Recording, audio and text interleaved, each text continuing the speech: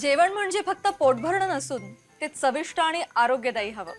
म्हणूनच साई जीवन cold pressed oil बनवलंय सर्वोत्तम शेंगदाण्यांपासून. ना केमिकल्स ना उष्णता, झिरो कोलेस्ट्रॉल आणि ट्रान्स फॅट फ्री. प्रत्येक थेंबात शुद्धता, चव आणि आरोग्य. म्हणजेच तुमच्या हृदयासाठी आणि कुटुंबाच्या आरोग्यासाठी उत्तम. आजच साई जीवन निवडा, कारण आरोग्याला शॉर्टकट नसतो. जिल्हा परिषद राबविणार प्रत्येक तालुक्यात जनता दरबार उपक्रम. उपाध्यक्ष तानाजी पाटील.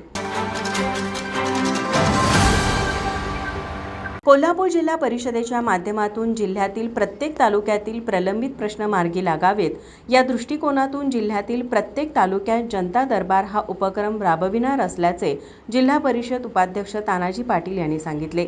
या उपक्रमाबाबत ते म्हणाले, आज या ठिकाणी अध्यक्ष खोतवहिने यांच्या मार्गदर्शनाखाली आम्ही असं नियोजन केलेलं आहे की प्रत्येक तालुक्याच्या ठिकाणी तालुका दरबार भरवायचा.